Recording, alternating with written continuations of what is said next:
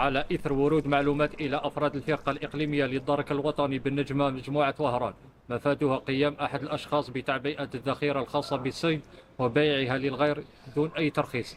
وبعد عملية تتبع وترصد تم تحديد مكان هذا النشاط الغير شرعي ومداهمته. أفضت العملية إلى توقيف شخص يبلغ من العمر 56 سنة مع حجز ما يلي: 776 ذخيرة صيد من مختلف الأنواع، 246 خرطوشة فارغة، 2500 كبسولة، 5 كيلوغرام من مادة البارود الجاف.